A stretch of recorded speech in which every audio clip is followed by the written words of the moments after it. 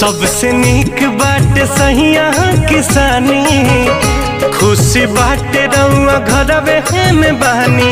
मुहारो कमैला के ए जी बहरा में गईला के, मुहारो कमैला के अब बहरा में गईला के।